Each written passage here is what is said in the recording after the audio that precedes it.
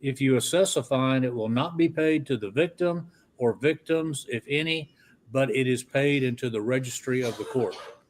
The defendant in this case has applied on written sworn motion for community supervision, stating, among other things.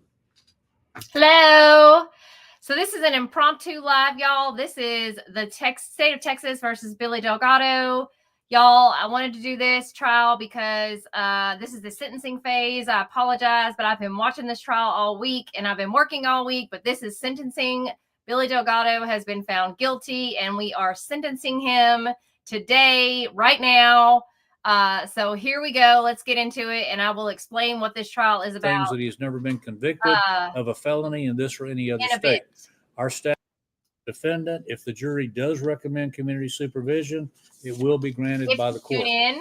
You are instructed that the defendant may testify on his own behalf if he chooses to do so, but if he elects not to do so, that fact cannot be taken by you as a circumstance against him, nor prejudice him in any way.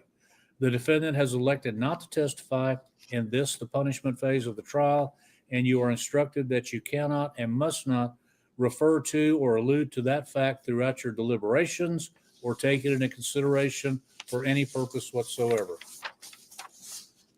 In your deliberations, you may consider evidence introduced during the guilt phase of the trial, as well as any evidence introduced at the punishment phase of the trial. Under the instructions herein given, it will not be proper for you in determining the penalty to be assessed to fix the same by lot, chance, any system of averages, or any other method than a full, fair, and free exercise of the opinion of the individual jurors under the evidence admitted before you. The length of time for which a defendant is in prison may be reduced by the award of parole. Under the law that applies in this case, the defendant will not become eligible for parole until the actual time served equals 1/2 of the sentence imposed, or 30 years, whichever is less. Eligibility for parole does not guarantee that parole will be granted. It cannot accurately be predicted how the parole law might be applied to this defendant because the application of that law will depend upon decisions made by parole authorities. You may consider the existence of the parole law, but you are not to consider the manner in which the parole law may be applied to this particular defendant. A suitable form is attached for your verdict if you should care to use the same. However, such form is not intended to influence you in any way in arriving at your verdict. In any event, your verdict must be unanimous and signed by your presiding juror. Respectfully submitted, Sid Harrell, presiding judge. Jury form is a little more complicated, ladies and gentlemen, because you have several choices. You have the choice of assessing a term in the penitentiary, no fine. You can add a fine. You can determine if the sentence is less than 10 years, all of the provisions, including probation. So read carefully the verdict form and make sure it is signed correctly, reflecting the unanimous verdict of the jury. All right, ladies and gentlemen, at this time, both sides have requested 40 minutes if they wish to use the same to argue the case. State once again has the opportunity to open and close. You may proceed. May I please support? Counsel?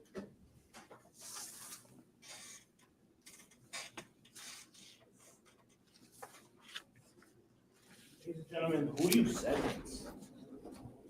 Who's at trial here? Is it that man right there? Right here, sitting on this stool? Or is it that woman right there, Erica Torres? Literally, who do we sentence? Because according to the defense, it sounds like Erica Torres is a defendant and Billy Delgado is a victim. What do we hear through these witnesses? And not just these witnesses, but the witnesses, the evidence that came through guilt or innocence, that she's a bad mother. We heard it from his own mother, Connie Delgado, that she has criminal history. All I saw was mud being thrown one way. Their side to Erica. Did Erica do that? No. She took the stand. She owned up to everything she did. She took her responsibility. So really, who's at trial here? The state of Texas versus Erica Torres? Or is it the state of Texas versus Billy Delgado? Now, I want to talk about a timeline because I think it's very important. The timeline, it pertains to the guilt or innocence phase, but I think it's very important that I talk about it because it goes to show that what he did, what was the reason why he did what he did. And I think it's something that's aggravating that you can consider as evidence for punishment. As my colleague, Mr. Flores, said, you can consider evidence that was presented to you in this case and in the last case. Let's go over that time. On May 19, Erica tells Billy that Billy tells Erica that it's going to be her last birthday. Kayla de la Cruz confirms this. On May 31st, at night, Emmy tells Billy Delgado about an alleged sexual abuse, which was found to have no merit. Billy doesn't call Erica to confront her. Billy doesn't call the cops. Billy doesn't even tell his roommate Sharon. He doesn't even go to look for Uncle Louie. By this point, on June 1st, we know that Erica is out socializing, having fun. There's testimony where she was having fun, socializing, having brunch. Erica testified that whenever she leaves Billy,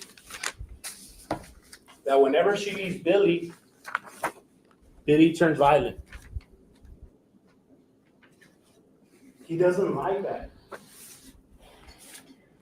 Sharon Estrada, her roommate, testifies that he is happy making pancakes when he's calm. Erica testified that she was at brunch, socializing, moving on with her life. By this point, she had already asked for divorce. While in brunch, she gets a call from Billy. Hey, come pick up daughter, Emmy. She takes off. And that's when she's mowed down by a 9mm. Now, I ask, why is this important?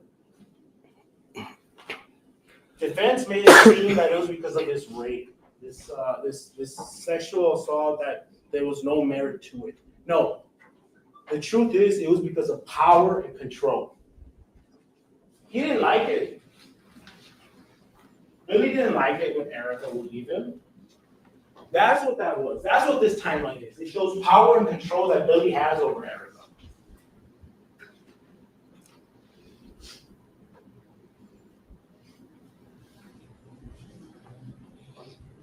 Again, she was socializing. He could have waited until Sunday for Erica to pick up Emmy. He could have just waited one day and talked with her. No. He didn't like that he was having brunch with her. He was out with friends. That she was out with friends. No. Let me call her on a Saturday. Let me bring her over. Which goes with the trap, the ambush that he was setting. I think that's very important and something that should be considered as an aggravating factor when it comes to sentencing, ladies and gentlemen. Now, you saw it for yourself. Power control. You saw it for yourself.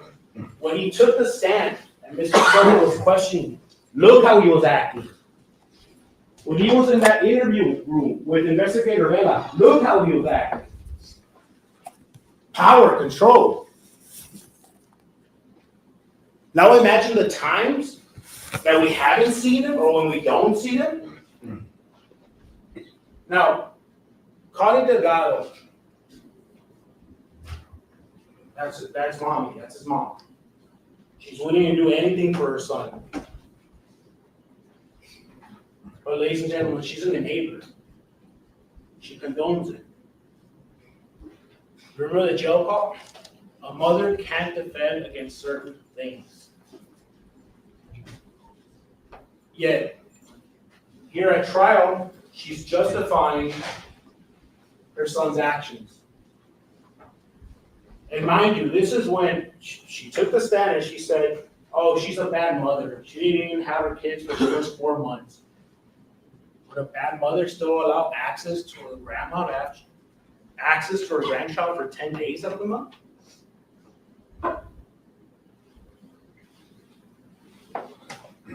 She's also inconsistent. On June 1st, she testified that Uncle Louis wouldn't do something like that. Yet at trial, for the first time, it came out, for her son's defense, it came out about this underwear, that there was mucus on the underwear. This story came out. Okay, well, what did you do? Did you follow it up? Did you go to the cops? Did you do anything? No, she didn't. No, she came up with this story for the first time right here to defend her baby boy, Billy Delgado.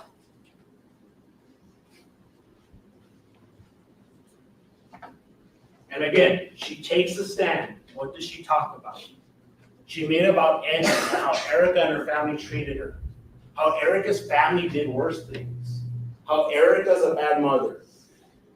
How Erica wasn't in Emmy's life for the first 4 months. She never held Billy accountable for his actions. And if we recall the jail call, ladies and gentlemen, you need to want to help yourself so that we can help you, Billy. The way she's condoning and enabling him, she goes up there, yes, I'm going to be here to help him if he gets out. I don't think so, ladies and gentlemen. So you need to focus. The defense is, again, they're trying to shift the focus from what we have been saying. Billy made a choice. There are consequences to those choices. You must sentence him in accordance for that choice he made, for the consequences that he had on that woman right there and on the community that he put in danger. Now, I heard a statement that the state is making him look like a dangerous person. No, I think he did that pretty well himself, firing 10 shots at an individual who did not see it coming in an ambush. The state is not making him look like a dangerous person, ladies and gentlemen. The state just wants to show that a choice was made which has consequences. You've held him accountable for those consequences, but now you need to sentence him. One, as Mr. Torres said, that keeps in mind the safety of the victim, of Erica Torres, of the community, of people like Ms. Sylvia Navarro, and to deter this from happening again in our community. And Judge, I yield the rest of my time to Mr. Soko. Thank you.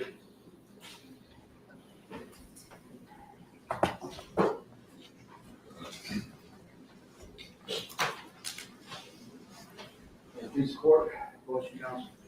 Ladies and gentlemen, you heard some wild, ridiculous accusations here today. And yelling and screaming, trying to make it like the harder you yell, the stronger that is. It's a little more correct, right, than anybody else. Attacking the client's mother, okay? She didn't do anything. All right, she's just here to tell you about her son, how much she loves her son. You're the ones that have sentenced him. You can deprive her of ever seeing her son again. Okay? So it's serious. And that's what she was trying to tell you. This gentleman here just totally disregard the life of the mother for her son. Okay, they did their best, whatever kind of relationship that Erica had with her son. They did the best to help him, tried to help him. They took care of the kids. Okay, what do you want to do? All right? They said Billy's dangerous. One day out of his life. Okay, 1 5-minute section, and you're going to ask him to condemn for the rest of the time for his life. Okay? I'm trying to put up what to show you that's not him. That's not him. How to get there? Out there. Okay, I read off 6 instances where when she was arrested, and she said, "I already paid my price." Okay, by the 6 hours that she didn't hold herself released. Did you ever find out what happened? Everything's pending. You can't talk about it because it's pending. I would say, pending. Everything is pending for her. For Billy Delgado, the only thing that's pending is you. You said it. Choices and consequences, right? She made choices. What are the consequences? Nothing. See the disparity? See how he becomes upset? and how everything just got to that pinnacle. She made choices, there's no consequences. He makes choices, there's consequences. That's how we got it. Okay, that level of frustration. That somebody else gets to do something, nothing happens to them. He sees his child getting injured, and then he just blows up. That's not him. Okay, he's trying to protect his daughter in a way that maybe he shouldn't have done it. Right? And he injured somebody, he regrets it, he's telling you he's remorseful, and he wouldn't do that. You have children. If somebody's injuring your child and you feel helpless, you can probably do something out of the ordinary. Okay? That's what you do. And these gentlemen here are trying to condemn him. Okay? Found him guilty of the aggravated assault. We'll carry that for the rest of his life. That's a felony conviction. Okay? Certain jobs are not available to him. They're all done. The range of punishments, probation, for life in prison. I'm here to tell you, probation is very hard. You can't judge the citizen to be citizen, but probation is kind of a candy for us. But it's very hard. You can come out dirty one time for marijuana cigarette. You have sent to prison. DWI. Nobody gets hurt, just you, cop pulls you over. For him, he gets to prison.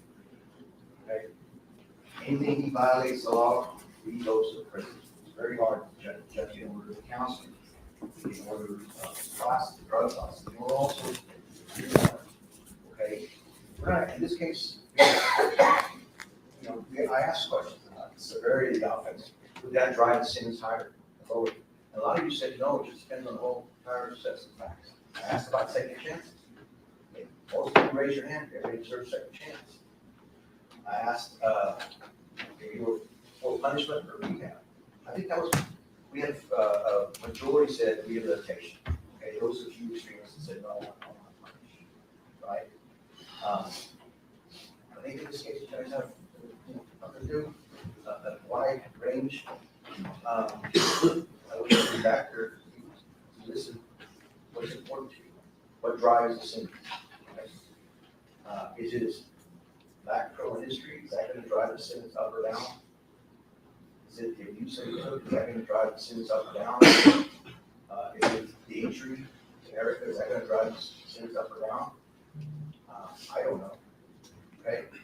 But I'm here to tell you that in order to appease the Torres family, I would suggest that you sentence Delgado to at least 5 years to minimum. Okay?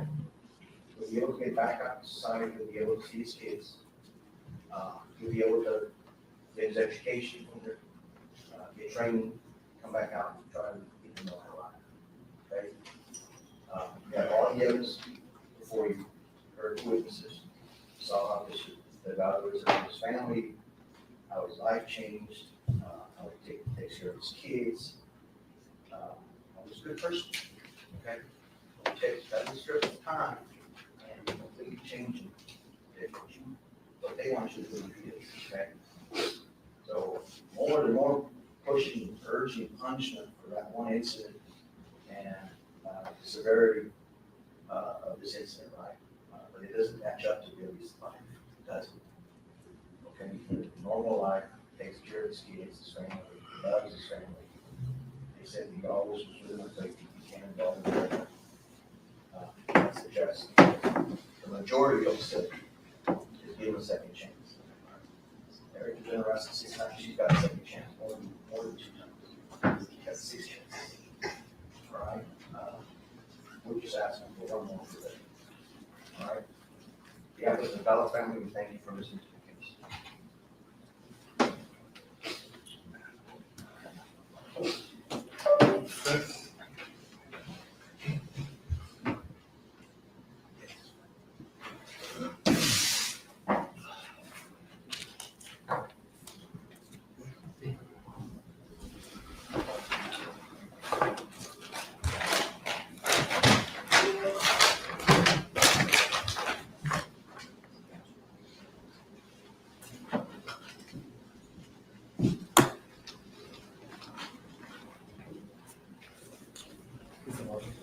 the sentencing argument. This is in Laredo, Texas.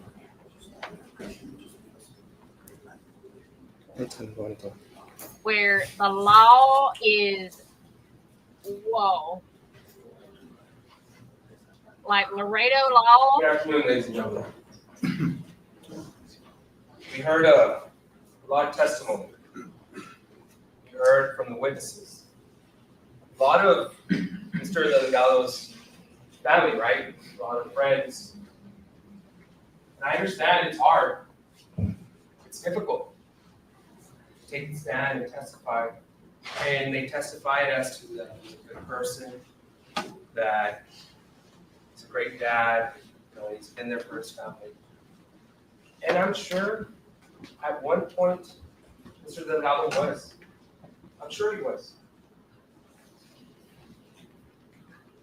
In fact, you even had someone come here and testify and say that they believe shooting a person 10 times wasn't dangerous. That's how much they like Billy Delgado. As preposterous as that sounds. But somewhere along the way, Mr. Delgado changed.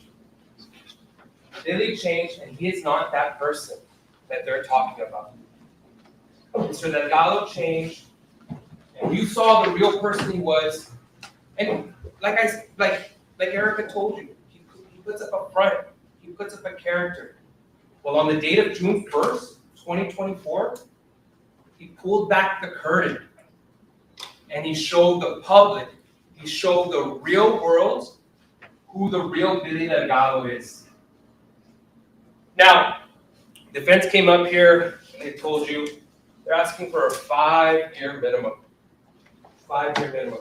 And we talked about this in Ward Dyer. I asked if you all could consider the full range of punishment. He's asking for 5 years. Now I'm going to ask you to consider the idea of 5 years. I ask that you consider it, think about it, and then get rid of it. This is not a 5-year case, ladies and gentlemen. By no means. This is not a 5-year case based on the evidence and everything we showed you here today.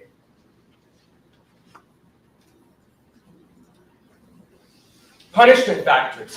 What are you going to consider? What must you consider for a proper sentence? We look at the severity of the crime. How serious is the crime that we're looking at? Harm to the victim. What did she suffer? Remorse of the defendant and acceptance of responsibility. Is the defendant sorry for what he did? And deterrence. A sentence should deter the offender from committing future crimes and also deter others from committing similar crimes. Severity of the crime. He put the entire community at risk for his own selfish motive. Ladies and gentlemen, he shot a gun in public. Not only was he trying to shoot and kill Ms. Erica Torres, but he was also shooting with no disregard for where those bullets were going. You heard Mr. Pina take the stand. He was worried that bullets were going to fly into his house. You heard Officer Castillo. He was off duty, and he heard the gunshots. This was not a little isolated incident. This is something that affected our entire community. This was something that was out in the public. And you have someone playing cowboy like this, but shooting guns. He left Erica with no choice but to drive away, injured and fighting for her life. What was she supposed to do? Sit there? You heard her scream, "Kayla, call 911, he shot me." Was she supposed to sit there? And if you look at that video, State's Exhibit 5, I know he's talked about this previously. He's walking, and he's walking with a purpose. You know why, ladies and gentlemen? Because he was going to finish the job. He was going to finish the job that day. Because for him, his objective was to kill Erica. Because don't believe for 1 second he was going to go up and open the door and say, "Are you okay? Are you all right? How can I help you, Erica?" No. He greeted her with gunshots raining down on her. That's how he greeted her. Hello, how are you doing? Bang, bang, bang, bang, bang, bang, bang, bang, bang. He wasn't going to go in to check on her. He was going to finish the job, what he intended to do. Sylvia Navarro, the accident victim, she came here to testify today. Because let me tell you, ladies and gentlemen, what we showed you on stage is demonstrative. When Erica got shot, she got shot right here. She drove down 2 blocks with no recollection, and she told you, I was trying to get to the hospital. I was trying to make it to the hospital. So she turns right onto Clark Boulevard, drives down, no recollection, bleeding out, in and out of consciousness. The entire community is going about its day. The community doesn't stop because a crime occurred, putting women, children, other drivers at risk, people walking on the sidewalk, and she's driving this entire way until boom, right there, the crash that you see. You see, ladies and gentlemen, this was not something that was just between a couple. Is the judge checking This his was something phone? that affected a lot of different people. She told you that her life was shaken by what Mr. Delgado did. The judge is checking his She phone. still has injuries for that. She had medical bills. She's still in pain. She has to get medication for this. That was her family vehicle. That's what she used to get to work. She had to get rides after that. Oh my God. You're talking about, that's just one person. There was still another person in that car, and there's still another person in the van that was smashed in the middle. So this isn't just about Erica as well. He affected so many lives. This is about the damage, all the damage that one man caused. All because he wanted to kill Erica Torres. She told you she's afraid of getting in cars because of what happened that day. Harm to the victim. What harm did the victim suffer? What harm did Erica Torres suffer? You heard Billy's mom tell him, this is not a slap in the face. No, it's not. Because she laid there in that bed with her stomach open for days, for weeks, for months, getting suction out of her stomach. She's essentially lost a year of her life in a hospital. And Mr. Vega, he was there and he's like, well, is sitting in jail bad? Sitting in jail is pretty bad, right? He asked her. What about sitting in a hospital, fighting for your life, not being able to eat food, not being able to eat solids, not being able to drink liquids for a year? That's pretty bad. And who's responsible for that? That man right there, Billy Delgado. All this damage to everyone that suffered, everyone in the community, and to Erica is because of him.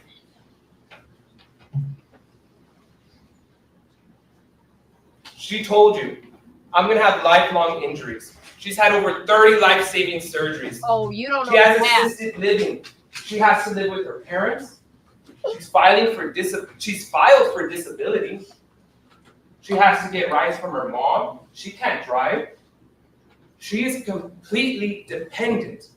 She has lost her ability to be a normal person because Mr. Delgado stole that from her. He took that away from her. She told you she has PTSD. She lives her life in fear every day. And you all saw the picture.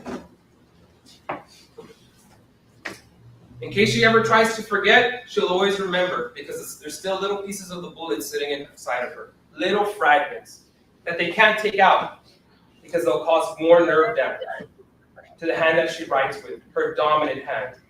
But how dominant is it, right? She can only lift 10 pounds. She can't pick up her daughter to give her a hug. She told you she can't ride horses. And she obviously can't walk very far because of the malnutrition she could suffer and because she can't eat large portions. She in fact fought here to testify today. She told you, I have no energy. She testified, I'm always in pain. As she sits here, she's in pain.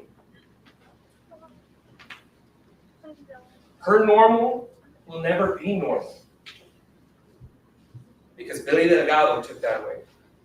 And Billy Delgado made that happen. She will never live her life according to her terms. And we don't know how this has affected her life expectancy. Because anything can happen, but she can't take medications the same as you and me. She can't get medical care the same as you and me. He left her in a fragile state. And not only in a fragile state, he gave her a life sentence. She's going to have a life sentence. Whichever way you spin it, she will have a life sentence of living with the injuries, the pain, and the suffering for the rest of her life.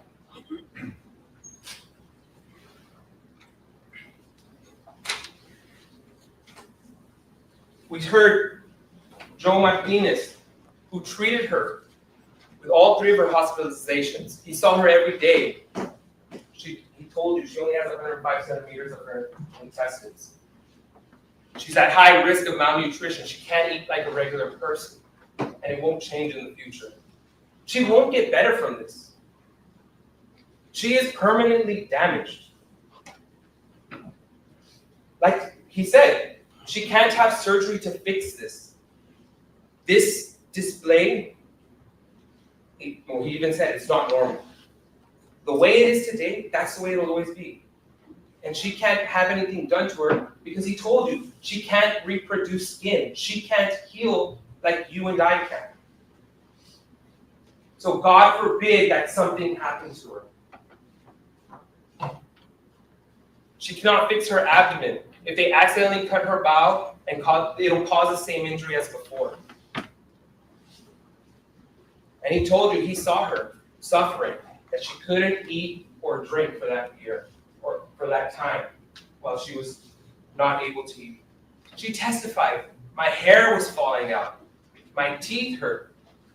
That's because she wasn't getting the proper nutrients. She wasn't getting what you and I get, what us normal people get from eating food. So then we look at remorse and acceptance of the responsibility. We consider remorse and acceptance of the responsibility. Till this moment, Mr. Billy Delgado is still hiding behind his excuses. Remember, was I blacked out or I did it for my daughter? But not once has he taken responsibility for the actions of that day. And even then, people are trying to justify his actions. But that's just not the case, ladies and gentlemen. Because that was a dangerous act, and no one deserves to suffer that pain. No one deserves to suffer the pain that Erica is living through, day in and day out. You saw the way he was with officers. You saw the way he was with Mark Vela, and you saw the way he testified. And if that's not enough, you saw the way he was with his mother on the phone, the way he spoke to her. He's a different person in front of people. He puts on a character. Ladies and gentlemen, I would hate to see what he's like behind closed doors. But you know who does know? Erica. Those are the glimpses of the real Billy Delgado. June 1st, 2024, that's the real Billy Delgado that we're dealing with. And you heard Mr. Delgado. You heard him tell you. Because I asked him, did you regret this? And you heard what he said. And I asked him, did you regret it right away? And he said, I regret it as soon as I did it. Right after I did it, I regretted it. That's not the case. He doesn't regret it, and he still doesn't regret it. Remorse and acceptance of responsibility.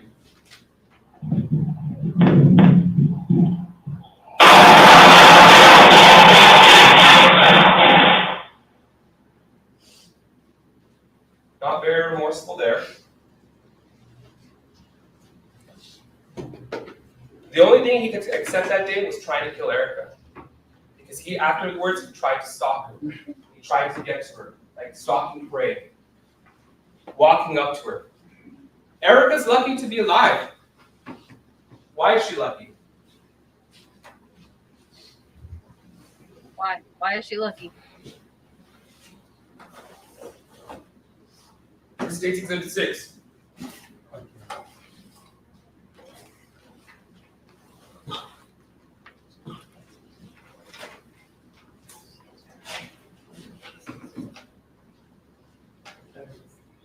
Like I said, Erica is lucky to be alive, right? I apologize. Uneventful. The next person. They've taken the magazines into custody. She's lucky to be alive because she had 2 magazines in Mr. Delgado's pocket. That did not go well. She had 2 magazines. If you see him reach into his pocket, you see him, he's there, he's digging into his pocket.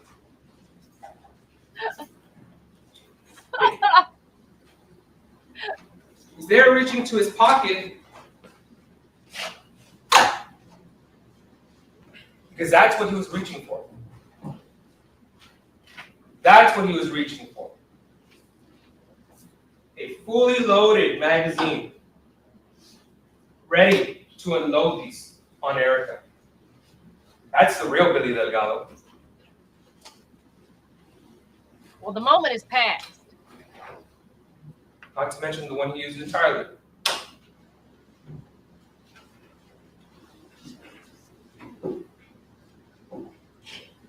Remorse and acceptance of the responsibility. But you're not understanding that this was not a slap in the face. And this is when we tell our children as growing up to not do things that we cannot protect you from. That you're going to regret. There's only so much we can teach you. I don't regret a motherfucking thing I did. How about that? Remorse and acceptance of responsibility. This was days after Billy Delgado had shot Erica. While she's laying in a hospital unconscious, fighting for her life. He didn't regret a single thing. That's the real Billy Delgado. That phone call, that's the real Billy Delgado. Deterrence. How do you deter someone like Billy Delgado from committing future crimes and also deter other people, others from committing similar crimes? And Mr. Vega's right. He brought up a very good point. In Bordar, he asked you, who here believes in second chances? Who here believes in second chances? And everyone, a lot of people raise their hand, and understandably so.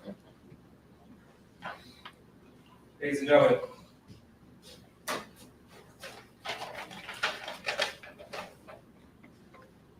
this is chance number 1. That's chance number 2. Chance number 3. Chance number 4. Chance number 5. Chance number 6. Chance number 7.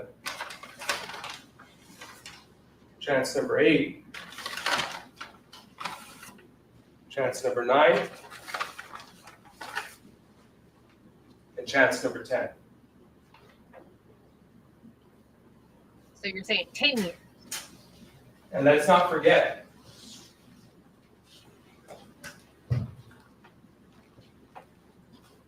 the biggest chance of all, when Mr. Delgado grabbed this firearm, placed his finger on the trigger, wrapped it around the trigger, pulled it out, and pointed it at Eric. That's the biggest chance he got. He had all these chances. He had all these chances. So this is not about second chances. There you go. So sentence. You heard Dr. Madero say Erica had less than a 50% chance of living after the medical treatment she received. You saw the defendant fire 10 shots at Erica with no mercy, no hesitation.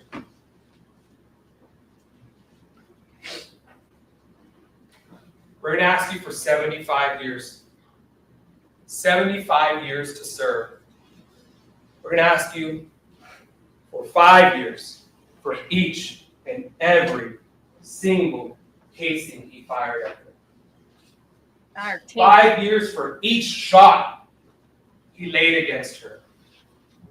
And we're also going to ask you for 25 years in addition to that, for the pain and suffering that Erica will live through for the rest of her life, or whatever life expectancy she has.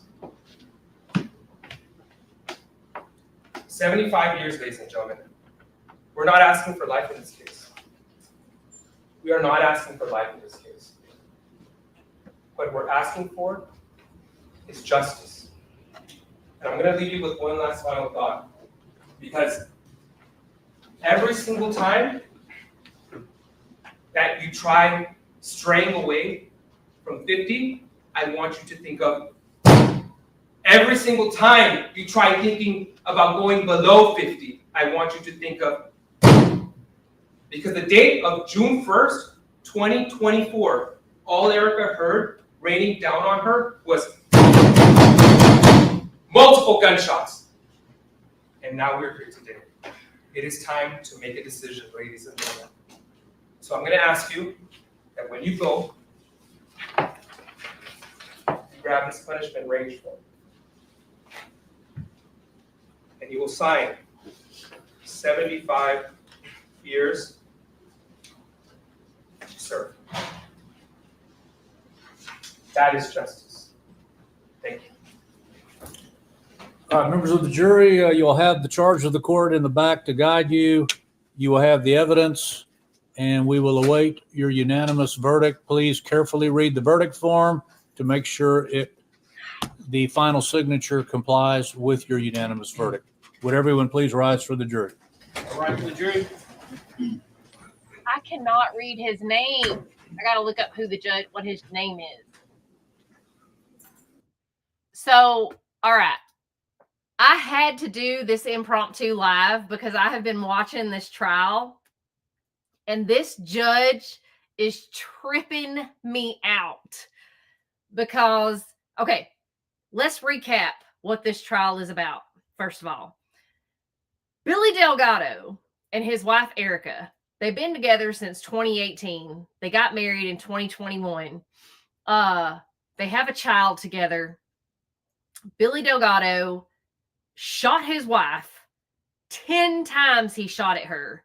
She was pulling up to his apartment. He literally ambushed her, walked outside, pointed the gun at her. She hadn't even got out of the car or anything. She was just pulling up, and he just started bang, bang, bang, bang, bang, bang, bang, bang, repeat, and just shot her. 5 bullets hit her in the abdominal area. And somehow, some way, she miraculously lived. They had a very toxic relationship, apparently. She had been arrested multiple times. She'd been on probation a bunch of times or what have you because of their volatile back and forth. He'd never been in jail. I think he had like a DWI or whatever way, way back in the day, but he'd never been in trouble for doing anything to her. She had always been the violent one. So according to him, he was tired of the violence, what have you. And according to him, their daughter had claimed there was some sort of touchy-feely stuff going on from her side of the family. That's why he decided to suddenly snap and run outside and bang, bang, bang her up. But weird thing is that like a couple of weeks before was Erica's birthday, and he told her, hope you enjoy your last birthday or whatever. So I don't know if he just like got suddenly jealous and didn't want to lose her or whatever, because they had this toxic back and forth. But for whatever reason, he shot her. He almost killed her. And she spent 353 days in the hospital.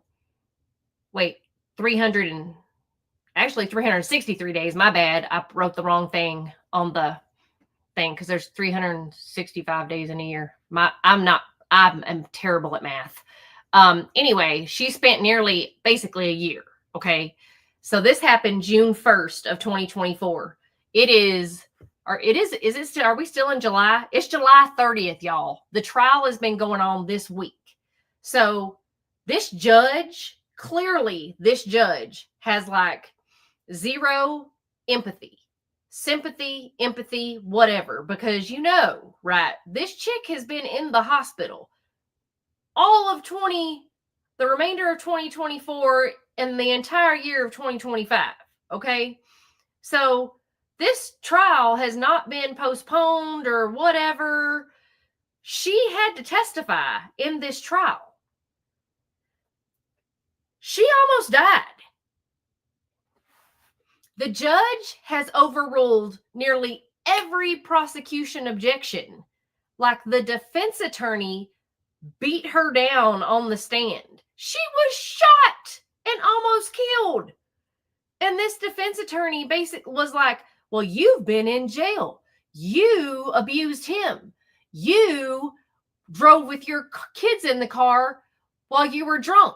You did this. I mean, and the prosecution is like, objection, objection. And the judge is like, overruled, overruled, overruled. This judge, like, for seriously, I don't know what Laredo law is like, but Laredo law apparently is completely not the same as anywhere. I don't know, but this judge, what the? So I just had to, because I could not keep to myself watching this trial. Holy moly. I mean, what the heck? So, I mean, everybody there is Latino, Hispanic, I don't know, whatever. I don't know what the right terminology is today to say without offending somebody. So, but this judge is on his phone. You saw it too. He's on his phone. So they had, I didn't see opening arguments because when I tuned into this trial, it just went straight to witnesses on the stand. So I started watching the witnesses on the stand, and then they had the closing arguments. And what's wild, I don't know if it can be racist because everybody is the same race. The defense, the prosecution, everybody. So it's just weird because even the defendant, he got on the stand. And when the defense attorney was like asking the questions, he let the defense do whatever they wanted. So I don't know if this judge just is like, whatever, it's a free for all. I don't know. It's just wild. Then, okay, they did the closing arguments, right? The judge allowed everything. He allowed it all. Then the jury comes back guilty. Okay. Then they have the sentencing phase. So they have witnesses for the sentencing phase. And they have the prosecution. She has to go up there and be a witness again for the sentencing phase. Erica does. And the defense literally tries to bring in the fact that apparently she used to be a dancer. They tried to bring that in, and the prosecution is like, yo, objection, irrelevant. And the judge I mean, what the? This judge basically overruled all the prosecution's objections. This poor girl was shot 5 times. She almost died. Now, I get it. I get that they had a toxic relationship, okay? I understand. But at the same time, dude, it's not like you were defending yourself in the midst of one of those fights or something, okay? It's not like you it's not like your daughter told you that her uncle did something to her and you pounced in a fit of rage. You literally ambushed your wife when she was driving up to your apartment and started shooting. What the heck? That makes zero sense. And he tries to get on the stand to make himself look all like, oh, and she threw her wig at me. And then there was this time that she hit me, and I just stayed because I was trying to be a real man and be there for my kids. And I just wanted to stay because I wanted to be there because I love my daughter. And what the? First of all,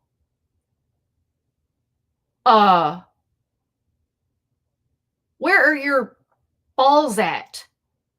Did she put them in a jar? What the heck, dude? That's not a real, you want to be a real man? Want to be a real man? So you're a real man now because you got your gun and you went out and you started shooting while she was in a car driving by and you didn't even give her a chance. That's not a real man. Then the judge, after he lets this defense attorney free for all on all the witnesses and then free for all on the closing argument and then free for all on the sentencing portion, then he gets to free. Then the judge is on his phone. I had to. I just couldn't keep watching the trial. I look like a nut job, like I do right now. Look like a nut job in my house, yelling at the TV like I'm watching a football game.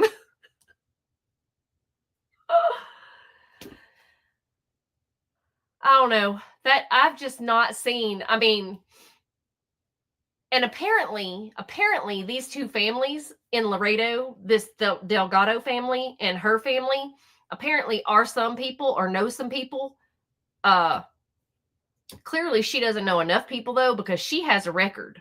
And so does her brother. Her brother's been in prison. I don't know, but they were name dropping. He was name dropping when he got arrested. He was able to actually get out on bond, on his own recognizance. And she was able to like get out of some trouble, only get probation, things like that. She had several arrests under her belt, but she was able to get out of all those sticky situations because they clearly know people. I don't know what their deal is, but Laredo law, I don't know. I got questions. But this judge,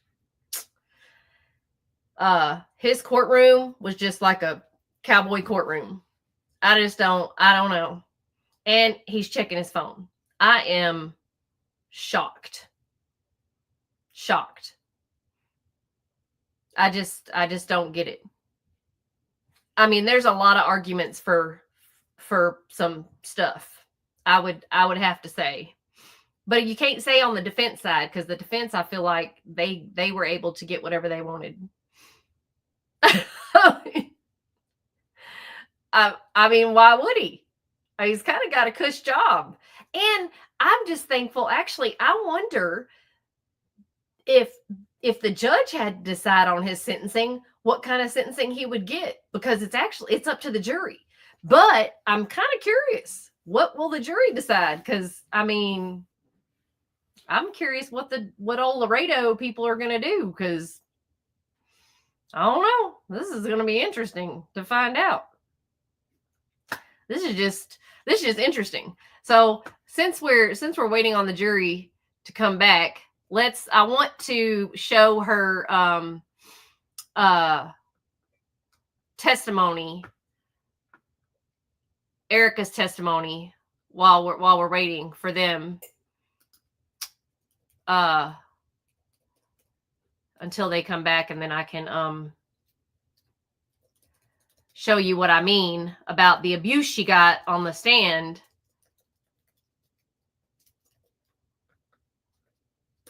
Because it was hurtful.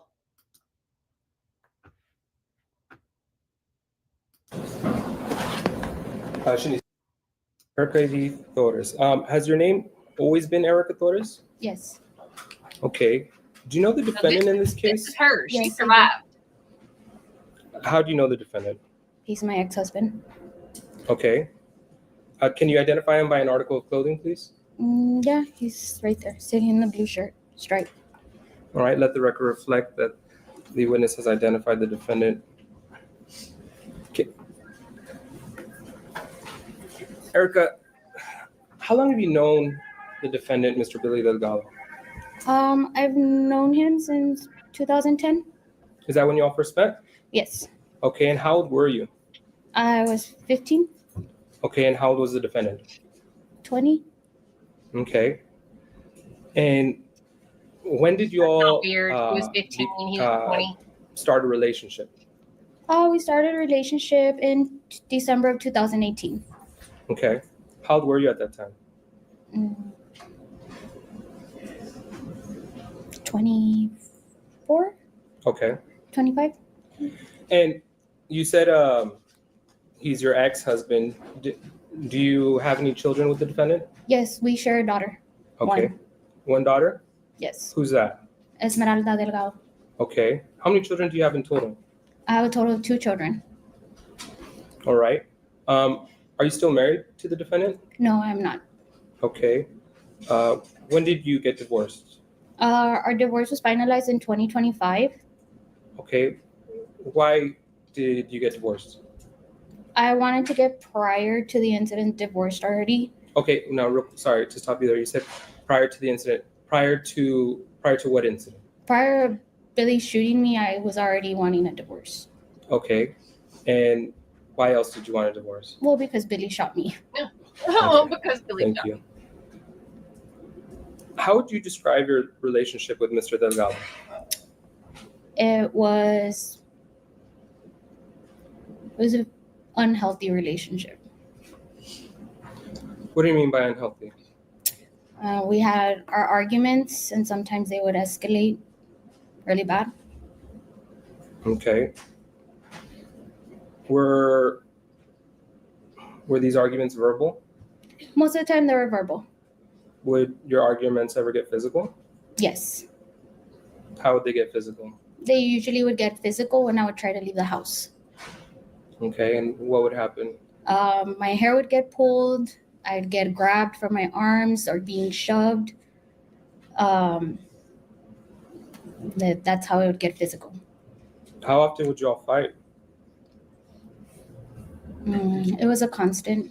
I mean, we would argue like any normal married people. We'd always have arguments. Okay. And would you say these arguments were one-sided or? No, sometimes it was me complaining about something. Sometimes it was him. They would just end up escalating. Okay.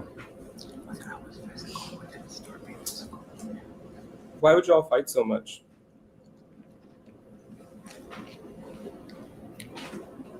We'd argue a lot because I would complain about his drinking a lot. Were drugs and alcohol ever involved in your fights? Yes.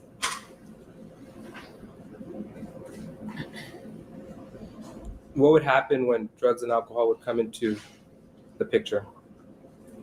It was just a constant badgering and complaining and name calling. Okay. And how would these fights escalate? With time, after the weeks or days, it was just a constant. And at one point, I would decide that I'm going to leave. And that's when things would always escalate every time that I would try to leave. Why would things escalate when you would try to leave? Because Billy didn't want me to be leaving the house. Why didn't he want you to be leaving the house? He thought that the best way to fix things is by me staying there and talking why we're arguing or why we're fighting or how can we fix this. And were you all just talking? No, he was just complaining and nagging and always telling me things. What kind of things would he tell you? I was a whore, I was a slut, I cheated on him, I've lied to him, I am a horrible person, I was called every name in the book there. Okay. And how often would you say these types of arguments that would get physical happen? It was just sporadically.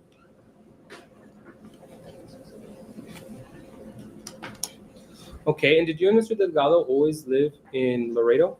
No. Where else did y'all live? We've lived in Arlington, Texas, Mansfield, Texas, and San Antonio and Laredo. Okay. When you all got married, where did y'all start living?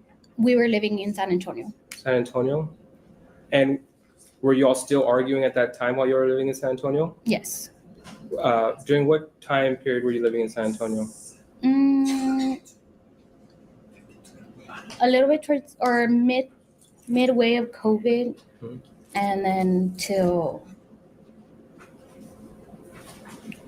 2022, I believe.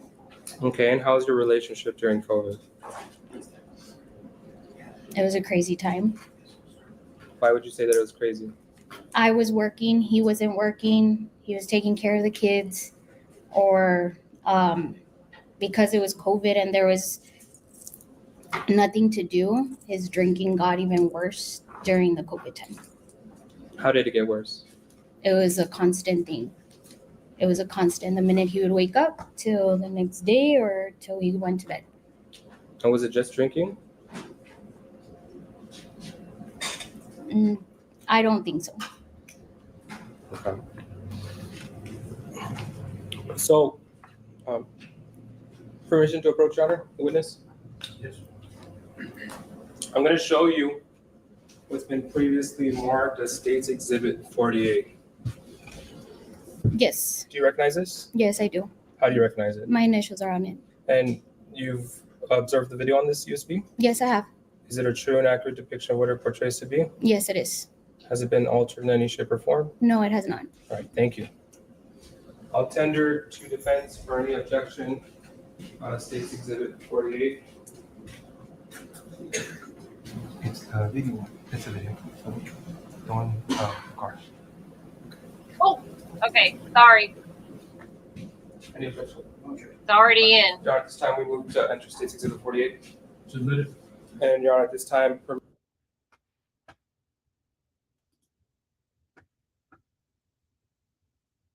Gotta switch. Switcherooey. That was quick. Well, that was her. So anyway, she literally has just gotten out of the hospital only a couple of months ago. So that's a shocker.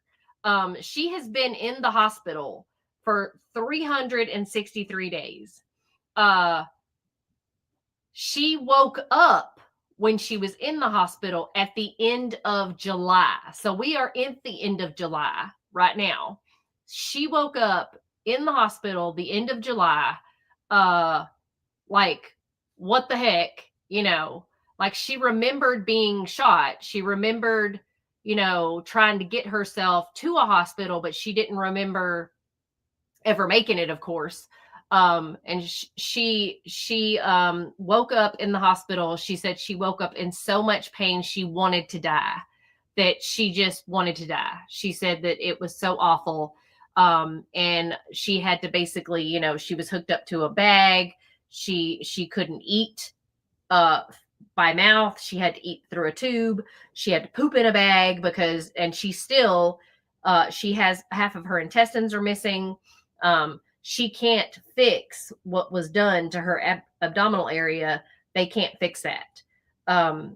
And so she'll never be the same again. I don't know. I know, you know, she's got 2 kids, so she's obviously thankful to be alive for her kids, but the damage that he has done to her, that's rough, right? So and I can see that anybody would, especially being that young, and you know, they didn't show the pictures, but they posted pictures for the jury to see of what her body looks like now. And they can't fix it. There's nothing they can do because the way her skin looks, or the way there's no stretch, there's nothing they can do. So if they do touch it, they said that it could, she could die.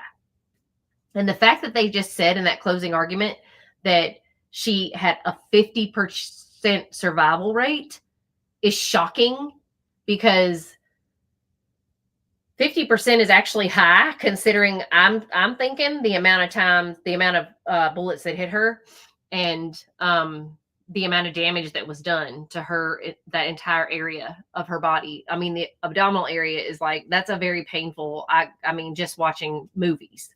I mean, I'm not, I can't imagine the amount of pain she was in, and to be there for a year is just insane. So I'm thinking they're going to give him the 75 years. And I'm just shocked at this judge's behavior. I really am. I just don't understand. Laredo is an interesting area. I mean, we thought Bev was a character in Karen Reed's trial. This judge is very interesting. So everybody, bring him in then. I wish we could have watched. It was a very short trial, but he wasn't a show off like Bev, but just a few instances where he was like, overruled. I was like, All right for the jury.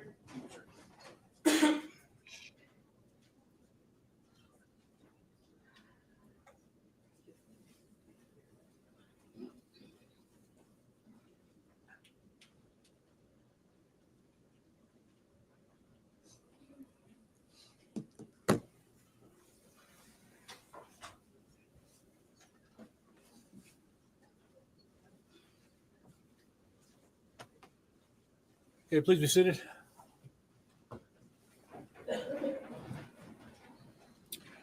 Once again, ladies and gentlemen, I received indication you have a verdict. Is that verdict unanimous, sir? Yes, sir. Could you hand it to the bailiff for me? Thank you. I mean, his zipper's broken apparently, because Mr. Delgado, counsel, would you please rise for me? I mean, it's clearly a cowboy court. Cause number 2025 CRG 0000717D2, the state of Texas versus Billy Delgado. We assess his punishment at confinement in the institutional division of the Texas Department of Criminal Justice for a term of 50 years. No fine assessed. Do you wish to have him polled? Yes, sir. Jury list one more time.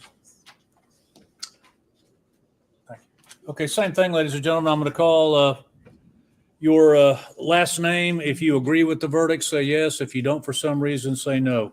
Yeah. Okay, so earlier he did this. He called their last name, and Court TV said it. They didn't mute the TV. So that's another weird thing. So in Laredo, they don't call by jury number; they call your last name. So your info is out there. Weird. Okay, ladies and gentlemen, I'm going to accept and receive your verdict. At this time, Mr. Delgado, would you and counsel please approach the bench for me?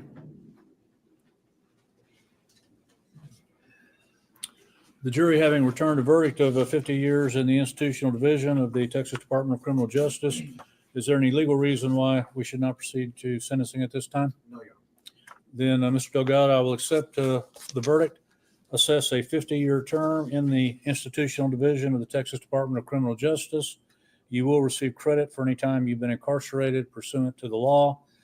and you have 30 days in which to file a motion for new trial and notice of appeal, which your lawyer can further advise you on. You'll have a seat over there. I believe we may have some victim impact statements.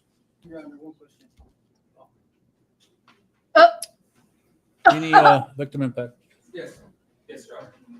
Or will we be going off the record? To go off the record pursuant to the. Yeah. Correct, yeah. Yes. Yeah. That's the rule. You don't have to ask me. I follow the rules. Okay, my understanding, y'all can have a seat there if you don't mind. Look how And I well believe they dressed. come up to the bench for security purposes, and we do the victim impact from right here. Ladies and gentlemen of the jury, this is an opportunity now that the sentence has been heard and imposed for individuals affected by the case to address the court or to address the jury or to address the defendant directly. And for security reasons, we ask them to come right up here, please. And as I indicated, you can face me, you can face the jury, or you can face the defendant. You may proceed. There are no words that can truly capture what I felt like that day you shot me. My life changed forever. In that moment, I faced with unimaginable pain and fear and overwhelming questions of whether I would survive and see our daughters again. And yet, by the grace of God, I'm still here to see the day of light. I am a living miracle, and I thank Him every day for giving me the strength, not just to survive, but to keep moving forward for our children. What happened that day will never be forgotten. The physical scars are constant reminders of the violence I endured. The emotional wounds are deeper, and the trauma, the fear, and the loss sense of safety and the road of healing is still continues. You didn't just try to take away, you changed everything. You changed our daughters' lives forever as well. They are victims too. They carry trauma of what you did. Even if they didn't see it with their own eyes, they feel the pain in ways you may never understand. You didn't just hurt me. You hurt them, you hurt my family and your family, the people who trusted you, who believed in you, and who carried a different kind of wound. And yet, despite everything, I forgive you, Billy. That forgiveness does not mean I forgot. It does not excuse what you did or erase the pain you caused. It means I chose peace over hate. I choose not to let that moment define who I am or to change me to anger. My faith has carried me through the darkest hours, and that's the faith that gave me the strength to forgive you, not for your sake, but for my own and for the sake of our daughters. Whatever you did forever altered my life, but it has not destroyed me. You took so much, but you did not take my will to live, my faith, or my dignity. I hope you one day truly understand the gravity of your actions. I hope you find the accountability and maybe one day redemption, but that is between you and God. I speak the words not from bitterness, but from the truth. And I share them because I believe that the truth deserves to be heard, just as I deserve to heal. Thank you. All right, thank you, ma'am. Good luck to you. You can be seated.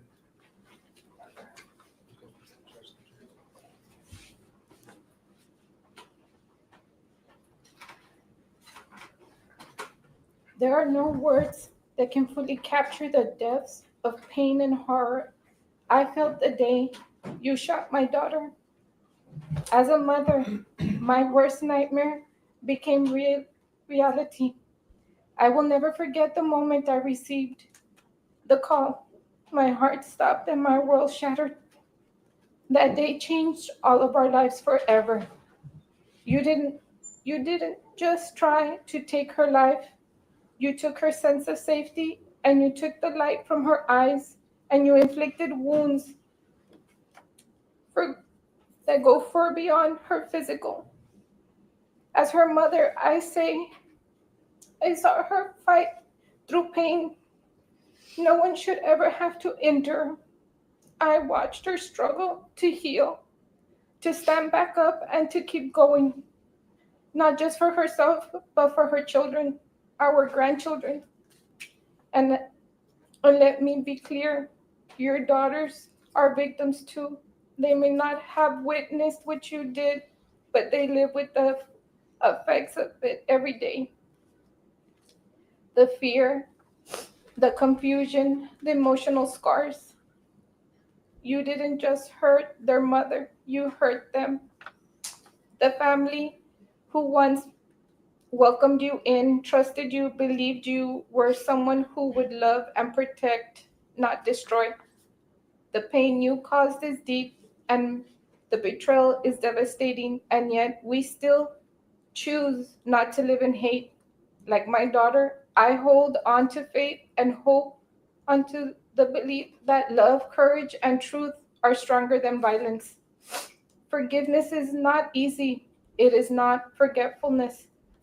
It does not erase the pain, but it is a choice that we make to reclaim our power, not to excuse what was done, but to refuse to change,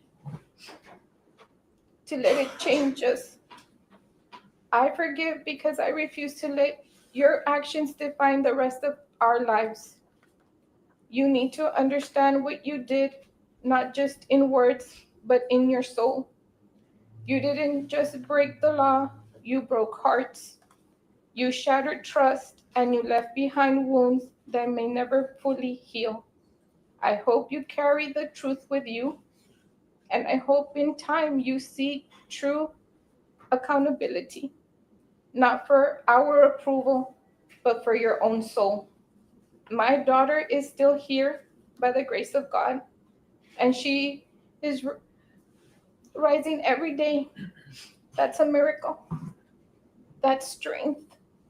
That's something you could never take from her.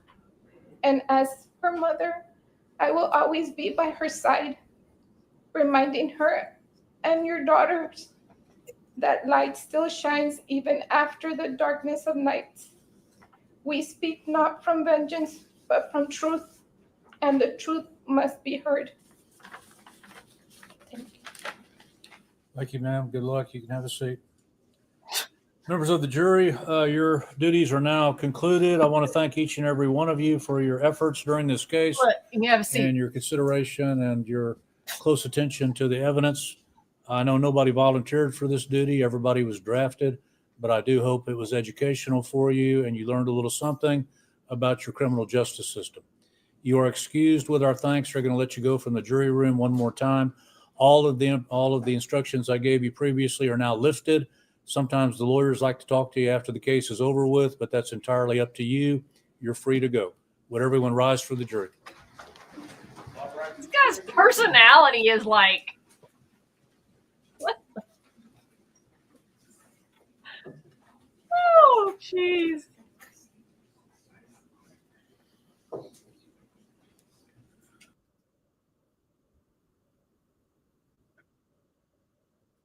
Oh my goodness gracious. Okay, so well, Billy is going to prison for 50 years. I think he has to serve the entire 50 years. So he's 35. He will be in there, no math whiz, obviously, but he will be in there till he's 85. So I feel really, really, really badly for the girls. Again, his wife, Erica, was in the hospital for a year, basically. She is not ever going to be the same. She can't lift more than 10 pounds. She can't eat properly. She's tired all the time. I feel her pain on that, but not obviously from being shot 5 times. But you know, she's got kids to raise, and her kids didn't see her. Their mom was in the hospital for a year, and I can't imagine how her daughters, and now her 11-year-old has to basically be a little adult because her mom can't be her mom like a normal mom. And then her 5-year-old, you know, basically is going to be raised and has been raised according to all the family members, by the family members, and not by her mom. And now that her mom is basically disabled, and not a fully functioning mom, which, I mean, what kind of life is that? That really sucks. So I just feel like what a hot mess of a situation this is. So there's no winners. This is really crappy. And all because Billy, which what a juvenile name. Like, I don't know. I would not want to be called Billy. That just seems like what the heck. But anyhow, I do want to show a little bit more of the abuse that the defense attorney did with the victim when she got on the stand, just to show how the judge was just like, how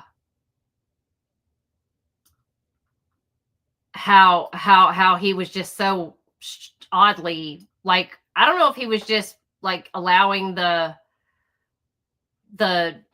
defense or just the case to have free reign or whatever, but it just seems like I don't get it. I just don't understand how the things work there, I guess, how different it is, but the judge just allowed whatever he wanted to allow, or guess, even though it's odd to me that he said, I follow the law.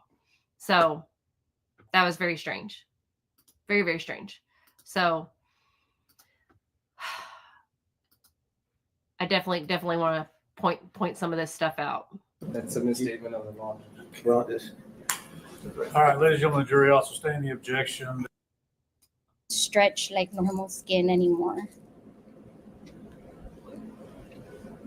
So is it safe to say that Mr. Delgado left you in a fragile state?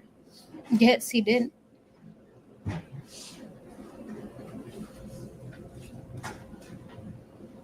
Pass the witness, Your Honor.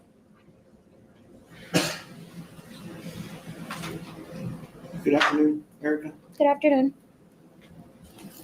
Erica, the prosecutor started by showing you. Oh, also, sorry, just one more thing.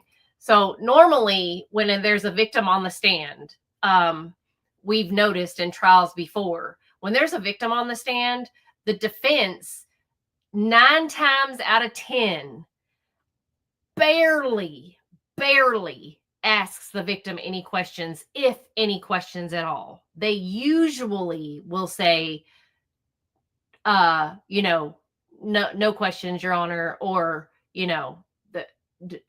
nothing. Even in the John O'Keefe, they didn't ask any questions of John O'Keefe's mom. They rarely ever ask any questions of the actual victim if the victim gets on the stand, or if a victim's family member or something like that gets on the stand, because they know that's treading very, very thin ice. So they never want to touch that. But this defense attorney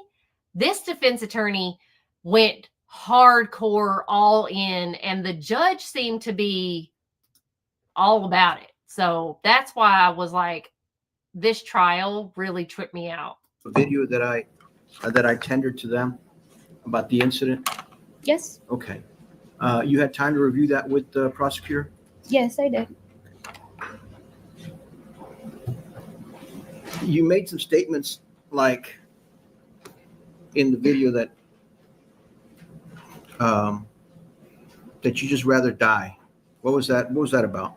It was a figure of speech. I did not want to go to jail. Okay. You said the reason you were going to San Antonio was because you put hands on Billy? Yes, our neighbor had called the police and for disturbance, and Billy was outside. They saw him first. They asked him questions, and then they arrested me. And did you plead guilty in that case? No. Did you plead guilty in that case? I did a justification. Yeah, but in order for you to get on probation, you have to plead guilty. I'm going to object, Your Honor. No reproach? No contest. Yes, Your Honor. That's a misstatement of the law. Well, this. All right, ladies and gentlemen, the jury also sustain the objection. There is a plea that can be taken called a no contest plea, where you do not admit guilt, but you plead no contest to the charges, or you plead guilty. Either way, the court can place you on deferred adjudication. If she knows what she did, you can ask her. Yes. Not sure if she does. Do you know what type of plea you entered? The justification, they told me that it wasn't going to be considered as a guilty plea, but like another second chance. What did they tell you that basically it's the judge is not going to find you guilty after you finish your term of probation, you will not be found guilty, correct? Correct. Okay. But when you went in front of the judge, they asked you how you plead. What did you say? I don't recall because it was through Zoom, and I really don't recall. Okay, but you do admit on using your words, putting hands on Billy. Yes, I do. Not assaulting him, right? No. You didn't assault him, you just put hands on him. I was defending myself. Okay.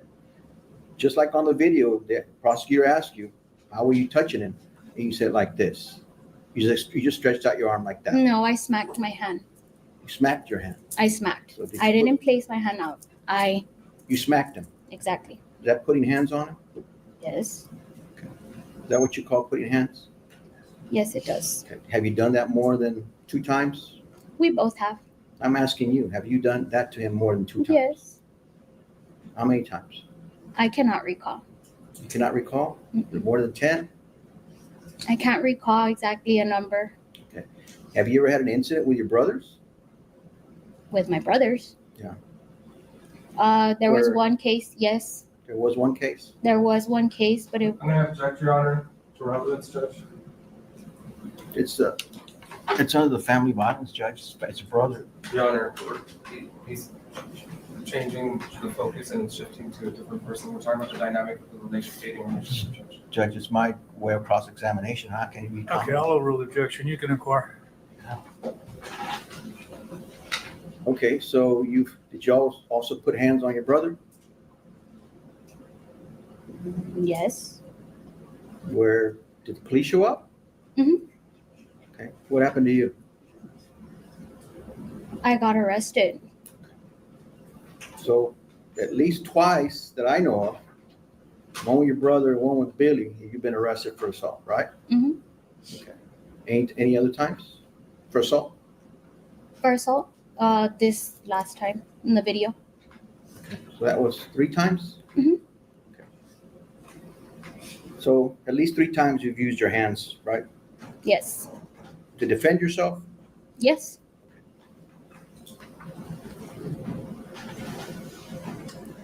You keep talking about your girls that you wanted to be with them, but I mean, have you ever taken actions inconsistent with that where you try to take care of them? I do take care of my daughters. But when someone's driving and you're smacking the other person that's driving, how is that taking care of your daughters? I understand my actions are not reasonable, and yes, but I did lose I was in a state of mind of where I did not want to go to jail. Okay. Have you ever done something else where your daughters were in the vehicle? It wasn't probably the proper thing to be doing? Yes. When was that? I got arrested for DU. It's a DUI. And your kids were in the car? My oldest daughter was in the car. Under 15? Yes, she was under 15. So that's a felony? I'm not aware with the law and exactly what is a felony and a misdemeanor. I'm sorry. You already have a court date for that, right? Yes. And that's something you shouldn't be doing with your daughter if you really love your daughters, right? I understand. Do you understand that? Yes.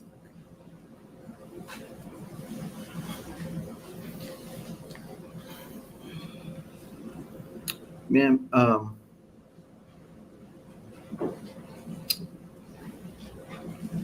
you got separated back in 2023 or was it 24? 23. 23. And while you were on, you said your deferred adjudication, there was an order placed that you shouldn't make any contact with the victim. The victim himself wanted me to live with him, and he had spoken to the probation officer, and the probation officer explained to him, and he said that no, he wanted me to live there and that we were going to work things out. And you did not work it out because you separated, right? Exactly. Okay. So according to you, Billy always wanted to be with you. It came to a point in times where you just said it's done. One of you two said it's done, and you separated, right? Mm-hmm. And where were you living at that time? I always had to be the one to leave. He would never leave the house. So I always had to pack myself and pack my girls' clothes. Sometimes I wasn't always allowed to leave with my girls' clothes. So I would pack my car and I would leave. Living in San Antonio, I didn't have much family in San Antonio. I had an uncle in San Antonio, and I had only his family in San Antonio.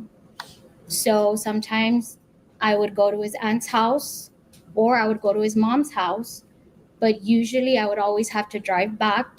Didn't matter the time. I've driven before 2-3 o'clock in the morning because I had to leave, and I'd be driving from San Antonio to Laredo. And there's been times where you've been driving at 2 or 3 in the morning and you drop him off miles away from his house, right? No. No? I dropped him off at his house one time because he didn't like the fact that I didn't want to answer a phone call. And he told me to take him back home. And I told him I was not his Uber, that I would leave him right here at the gas station. And I did. I dropped him off at the gas station, and that was it. You're not his Uber. Is that No. what you said? That's pretty cold of you to be doing that in the middle of the night. He's a Don't you agree? 30-some-year-old. No, it's not. I'm gonna object, Your Honor, that's argumentative. Overruled. I mean, you put someone's life at risk. That I dropped him off at a gas. Objection, that's a speculation, Your Honor. Overruled. Don't you Overruled. think that's putting somebody at Overruled. risk? Just drop I them didn't off drop at the him gas off at station. 2-3 in the morning. If I recall, that day that I dropped him off, it was 9:40, and I know for a fact because I called his mom right after to let her know, They're What had literally happened? arguing. and she said, "Leave him there." Is that in San Antonio or here in Laredo? Here in Laredo. Okay. And how many times did you do that? One time. Just one time. hmm Even though we've heard testimony, there was more than one time. I don't recall any of those other times. You didn't kick him out of the house at that hour of the night? At what I'm gonna time? object, Your Honor, to relevance, Judge. Overruled. Overruled. I don't know what time I kicked him out Like of the So house. You're saying you never did. Out of my home? When you're separated, you're living alone. Did you have Billy come over? Did you No. pick him up and take him over there, or somebody dropped him off and then you got in an argument and you kicked him out? Yes. I'd pick him up. He'd come over. He's supposed to use my vehicle to go look for a job. And he didn't like at the fact that I had rules in my home. It wasn't his home. It was my home. Okay, and then why did it, if he didn't find a job during the day, why did it take you so long till 2 o'clock in the morning to kick him out of the house? Because he was just arguing with me, and I told him the door's right there. If you don't want to be here, the door is right there. You can leave. And he would leave. You did not offer to give him a ride at all. No, I'm not. I have to go to work the next day. Ma'am, I saw you as you walked in. You're able to walk. You're able to function normally. Are you working at this time? This is No, I'm not. a-hole Have you move filed right for here. disability? I have been, but I have not been approved for disability. But you have filed. Yes, I have. Is there something that you can't do, type? I don't have energy. I don't process food like anybody else. So you just lack energy. You're I tired. lack energy. I have PTSD. I have trauma. I'm unable to drive due to the PTSD that I have. So you're at home most of the time? I am at home for right now. Yes. All right. And you're telling us that you're not going to be able, you're not going to be able to work. I don't know. I'm always going to be in recovery for all the injuries that I have. I don't know when I'll be able to work. My doctors at this time have told me I am unable to work. Have they told you that at a point in time you'll be able to work? They don't know. They don't know either. They don't know. They tell me they don't have a time. So there's a possibility that you will be able to work. Yes, there Dude, is. Okay, great. Good for you, Erica. what the? Thank you. Okay? We all hope that you do get better and you're able to have a normal life, okay? I would Thank you. punch that All right. dude in the face. When you Look were at her. separated, you were working at the time, right? Yes. And what kind of job did you have?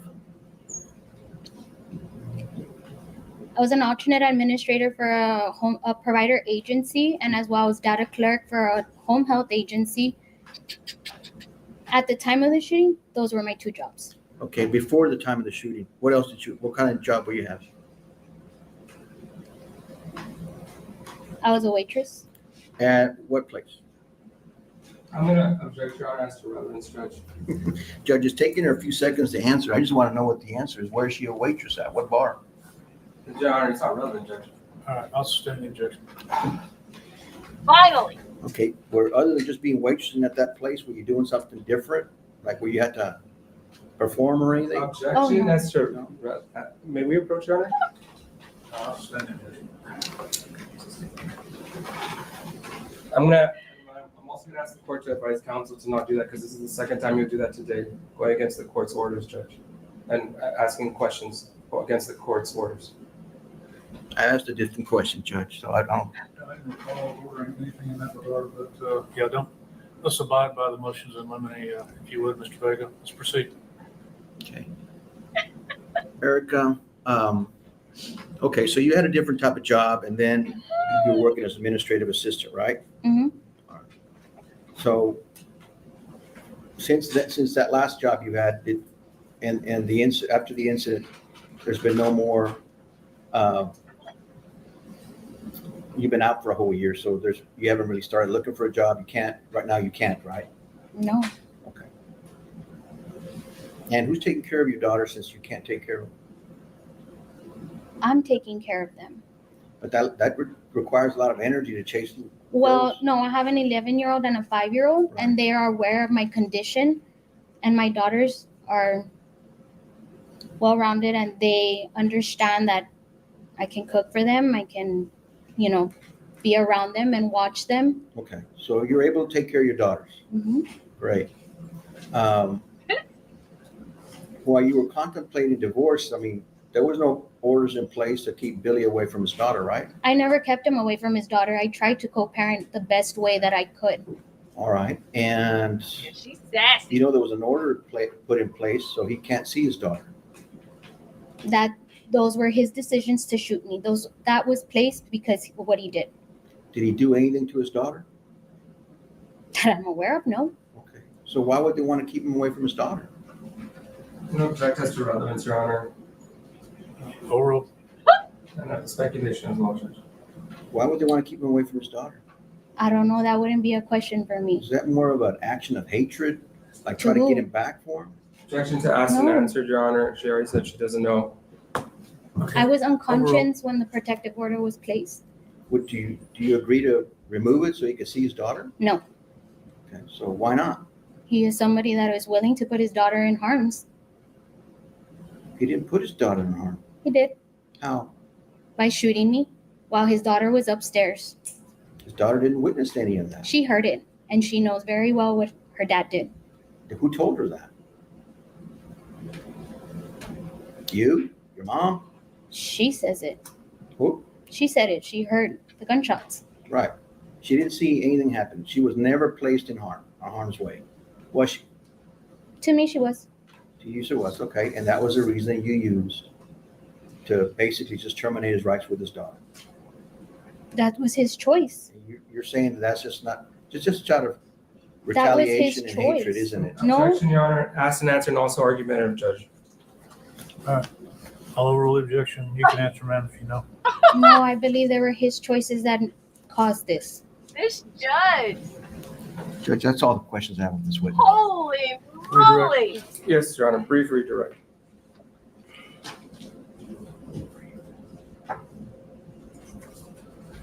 Mr. Vega asked you right now, or he commented how you walked in normally. I'm showing you State's Exhibit 51 again. How is your life normal now? My life isn't normal. I do not eat meals like everybody else. I eat very small meals. I am not allowed to eat any fast food whatsoever. My digestive system is so complex that it scares me all the time because I do not know if I'm going to burst my intestine. I don't know if I ate too much. I don't know if I ate too little. I'm unable to sometimes store energy. Just the simple food that I eat, from the energy of having to process the food, I get tired. simply tired, exhausted. You could see it in my face. My blood pressure runs low. I'm pale. I feel like I'm going to pass out. Are you on medications at this time? Yes, I am on medication. How many medications are you on?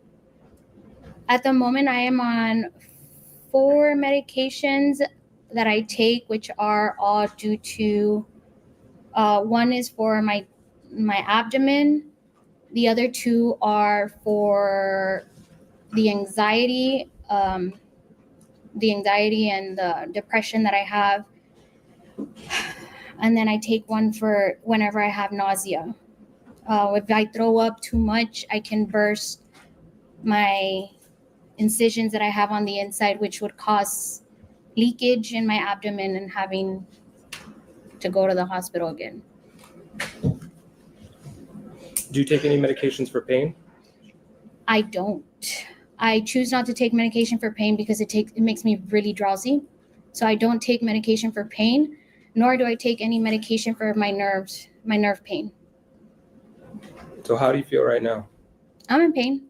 I'm in pain when I walk. As I'm sitting down right now, my back is hurting really bad. I can walk, but I can only walk for a certain amount of time. I have a double compound fracture on my right foot, which is a bone not healing. It's held with screws and plates. How did you get that injury on your leg?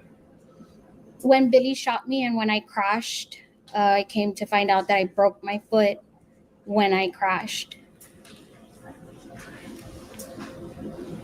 Now, you mentioned that you can't drive due to PTSD. Why can't you drive? 1, because my abdomen is still open. 2, it's all the anxiety and the PTSD that I have. I kind of sometimes lose track.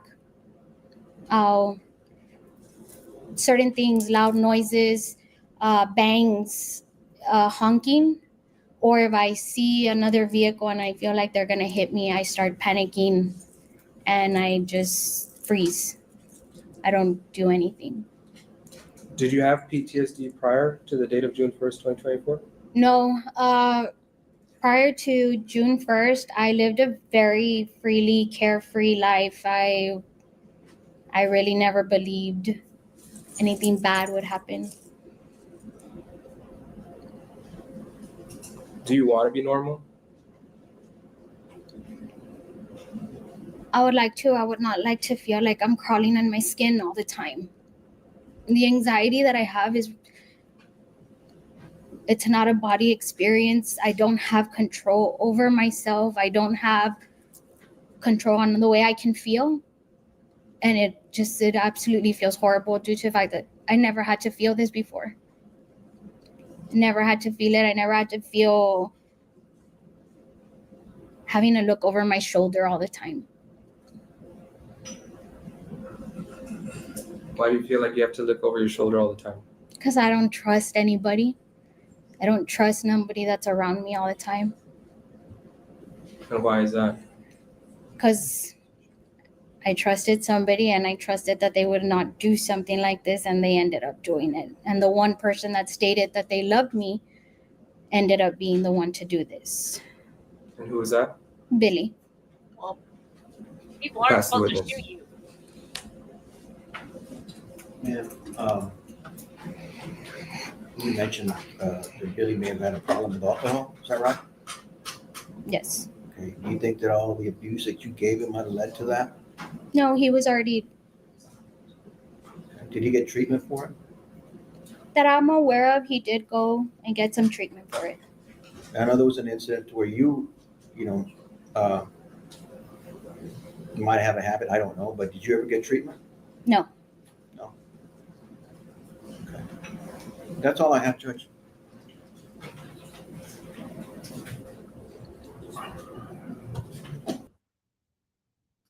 Okay, so that, as you can see, is where the judge was like, overruled.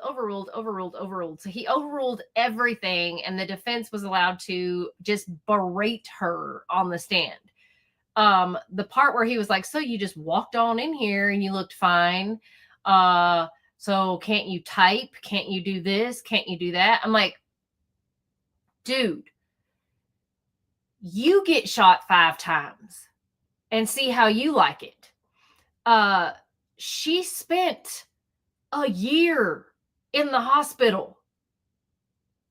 What the? She didn't get to see her kids, basically. Like her kids had to visit their mom in a hospital. And she's sitting here on the stand having to look at the guy who literally like emptied a magazine on her and had 2 more in his pockets ready to reload and finish her. So that's just wild to me. Wild the way that he treated her on the stand. And I know that a lot of times that, you know, when you're defending, you are, and a lot of times, but think about it though. Think about it. She lived. Think about how many victims there are that die, and they put them on the stand. Basically, they put them on trial. And they aren't here to defend themselves. So, think about how many people that, you know, how many people are not here? How many people that we watch trials about, that they turn those victims into the bad person in order to defend their defendant. And it's so awful and excruciating to watch, them dig up and destroy that person's life and just make them sound like the most god-awful person in the world. I mean, look at Jordan Henning, what he did with his wife after what he did to her. I mean, Ashley Henning, that was the most awful. And he actually, I mean, it worked. It absolutely worked. And what the heck? She didn't have a record. Erica has a record. She has been arrested numerous times. So, and she lived and is able to defend herself on the stand. And I mean, I'm just saying, Jordan Henning did a horrific, awful thing with his children in the house. That I'm not saying there's similar situations, but they're, you know, you can say he's trying to use the same defense, sort of. And look what happened. And he's gonna spend a very short amount of time in prison. So, and Ashley Henning was made out to look like the most awful person on the planet. So yeah, I just think that happens all the time. It happens all the time. The difference is that Erica was alive and he was able to berate her on the stand, and she was able to argue back. That was the difference. So, I mean, it is wrong, but we have this debate all the time, you and I, with the whole, like, it's morally wrong. It is morally wrong, but it happens every day. We see it every day when we watch trials. The difference is usually the victims that they put on trial are not here, if we're honest. So I had to do this impromptu live because I had to, because I wanted to show this judge literally overruling every objection by the prosecution, kind of like Bev that did it in Karen Reed's for the defense. But this time it really hurt. I mean, it didn't hurt the defense or the prosecution at all, but it just looked bad because it made the victim who be victimized again right in her face. We can't say it's the worst defense attorney. Don't forget Christopher Greger, that defense attorney. that was a pretty awful attorney to watch.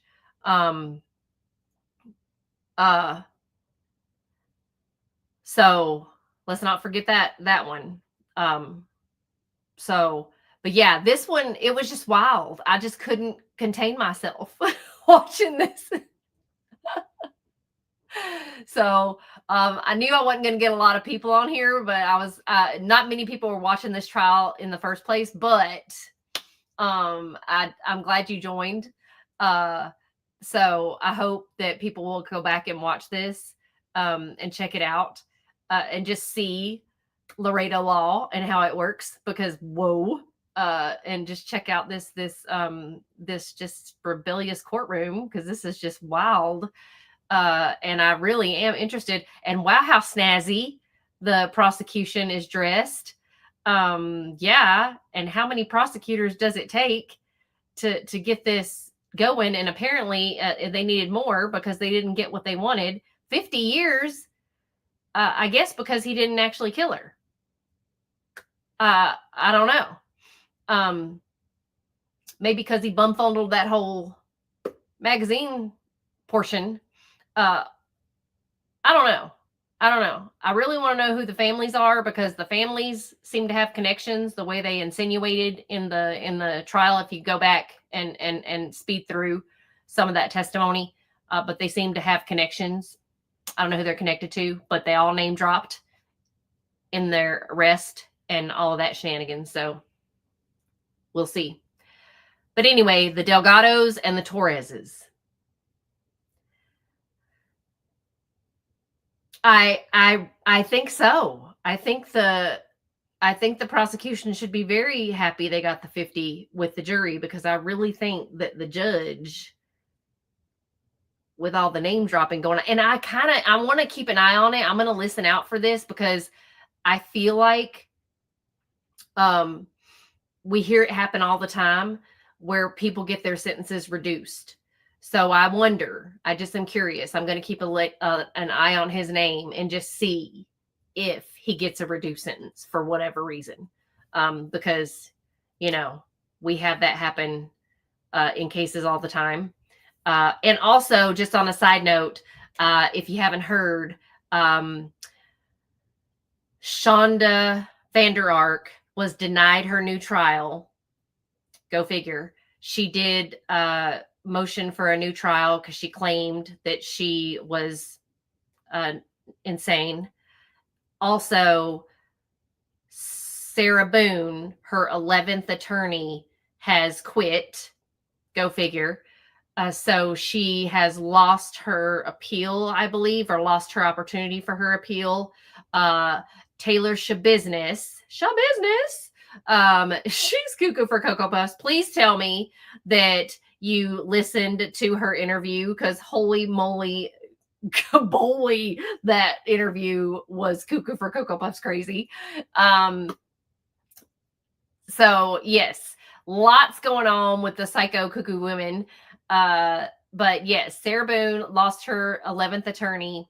Shonda Vander Ark, yeah, she thinks she's the smartest person in the room. Yeah, Taylor Shabiznes, woo woo, that I was not making that up. That was I can't believe they put that on there, but that was funny. Shabiznes was she's all about the Shabiznes, man.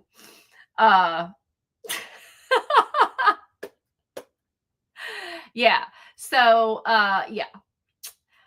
But this trial was very interesting. Go back and check it out if you want to hear the whole thing. But you got to hear his testimony as well, where he claims that he was abused and that his daughter was like, "Oh, daddy, I was somebody." He claims he saw something in the shower. Thank you. That, he had to investigate. And that's why he did what he did to his wife. But I don't know. If you see the video of what he does, that he just goes out and just bing, bing, bing, bing, bing. It's pretty wild. So, but I just had to do this because, yeah, the judge, Overruled. Overruled. Overruled. Wild. All right. That is all. I will probably making a video tonight or tomorrow and posting it. I'm hoping YouTube will get my channel back on track. I have discovered that you get shadow banned. Yay! When you aren't here for a while, YouTube does something with its algorithm and your long form videos don't get seen anymore. So I'm hoping YouTube will stop doing that to my channel and will let me come back. Right, YouTube? And yeah, do that. So they're working on it for the algorithm. We'll see. Yeah. So they are doing the whole, like, within the first 7 seconds, they used to do this thing where they wouldn't let you, they would like block your videos if you had said a bad word. They wouldn't let your video be monetized. But now they're changing their standards, their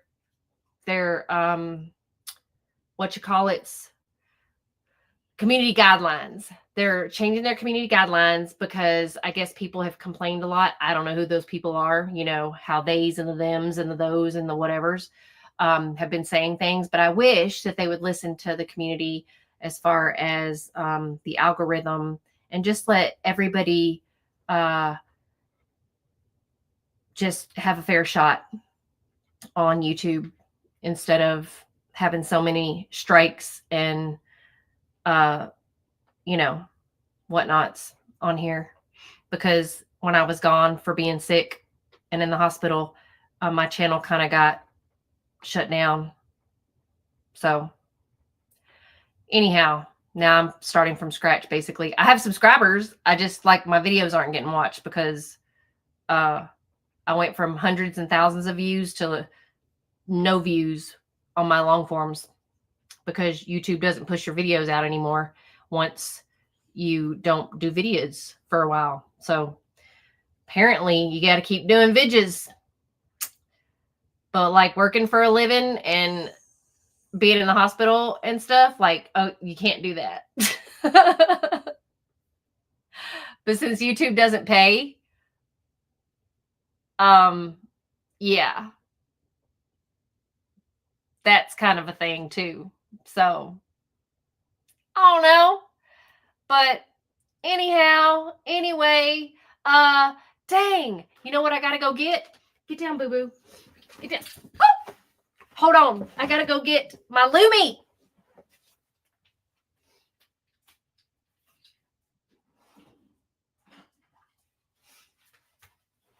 Because guess what I got? I got Lumi! If you guys have not tried it, just so you know, this new scent, by the way, smells amazing. It is Vanilla Bliss, which is one of my favorite scents, by the way. Vanilla is like literally my favorite scent. Favorite. All candles that I buy, vanilla. Scent plugins I buy, vanilla. So vanilla is like my favorite scent. So when Lumi came out with Vanilla Bliss, heaven. So couldn't do better than that. So I'm super stoked about that. So if you love to smell good and you love to be clean and you like to be dry, then you should just get Lumi. So yeah, love it.